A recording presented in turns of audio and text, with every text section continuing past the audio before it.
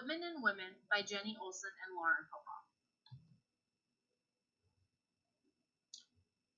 Be ye not ashamed, women, your privilege encloses the rest. It is the exit of the rest. You are the gates of the body, and you are the gates of the soul. The female contains all qualities and tempers them. She is in her place. She moves with perfect balance. She is all things duly veiled. She is both passive and active.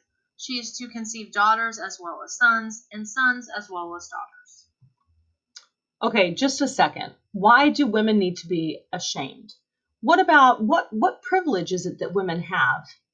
Why do women have to temper themselves? What is a woman's place? Why should she have to move with perfect balance? She does not need to be veiled, and she's supposed to be passive?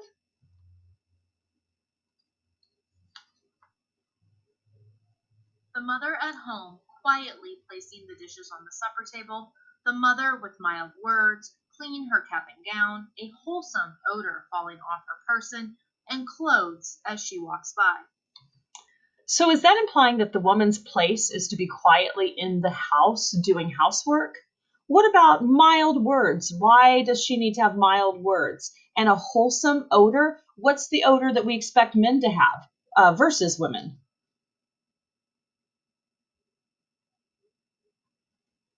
I am the poet of the woman, the same as the man, and I say it is as great to be a woman as to be a man.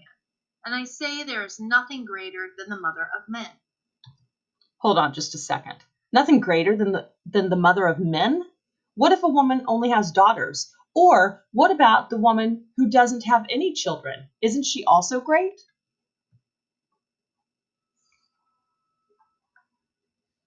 When we first read Leaves of Grass, we were shocked, appalled even, in the ways Whitman discusses women. Whitman described women as only wives, mothers, and daughters. We felt that Whitman saw little value in women outside of the stereotypical and traditional roles of women. Whitman only found value in women's ability to birth and mother men. As we continued looking through the different editions of Leaves of Grass, we were surprised and even angered that Whitman made very little revisions in his passages discussing women. That implied that Whitman strongly believed women were meant to marry, birth, and raise children and become the keeper of the home, and that he completely dismissed the women's rights movements of the mid to late 1800s. It seemed if Whitman was supportive of the women's rights movement of his time, he would have written about women in a different manner, and perhaps even referenced the women's rights movement in his work. But we didn't have all of the information. Remember, this was the Victorian era, so women were supposed to be chaste, quiet, submissive, and weak. As a matter of fact, the period of 1820 to 1860 saw the rise in America of an ideology of feminine behavior and an ideal of womanliness that has come to be known as the cult of true womanhood, or the cult of domesticity. Historian Barbara Welter wrote in a 1966 article on the topic that true womanhood held that women were designed exclusively for the roles of wife and mother and were expected to cultivate piety, purity, submissiveness, and domesticity. Women were supposed to remain in their sphere, the home. This is the same era when women were creating their own declaration of sentiment at the Seneca Falls Convention, where the women's liberation movement began. During Whitman's lifetime, he had several professional relationships and friendships with women who greatly influenced his life and his thinking about women. From the influence of such women, Whitman went on to write about the new democratic woman in his writing, including in Leaves of Grass. Women such as Fanny Fern, Mary Shilton, and Juliet Beach have defended Whitman's representation of women and defended him against the charges of immorality. But those are not the only women of his era that praised Whitman's representation of women, because he truly was seen as progressive and forward-thinking by many women. While we now see that Whitman was supportive of women during his lifetime, we are not alone in thinking that his representation of women is out of touch with current trends.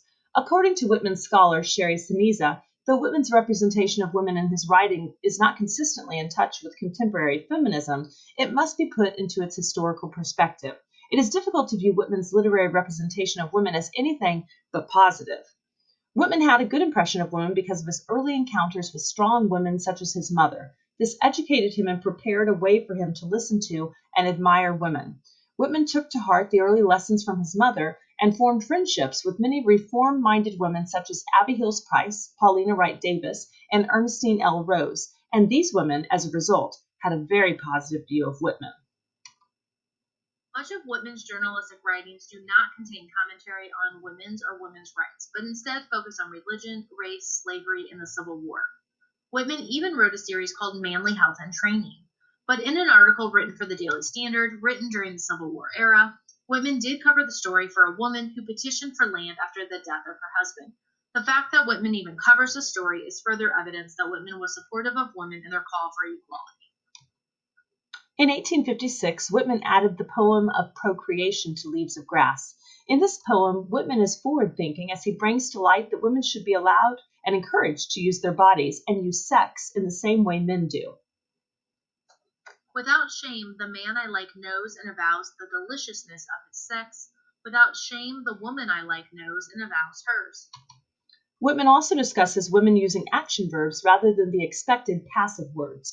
Whitman discusses women as performing physical acts such as swimming, riding, and even defending themselves. The way Whitman thinks and writes about women in this poem would have been considered improper, even scandalous. They are not one jot less than I am. They are tanned in the face by shining suns and blowing winds. Their flesh has the old divine suppleness and strength. They know how to swim, row, ride, wrestle, shoot, run, strike, retreat, advance, resist, defend themselves. They are ultimate in their own fight. They are calm, clear, well possessed of themselves. In 1867, Whitman changed the name of the poem to A Woman Waits for Me. We feel that the original name, Poem of Procreation, was too provocative for the time, especially when the poem is primarily about women, and that he was pushed to change the name. While Whitman could not see the future for women, he was innovative in his belief that women should be allowed to use their bodies in many of the same ways that men use theirs. The drops I distill upon you shall grow fierce and athletic girls, new artists, musicians, and singers.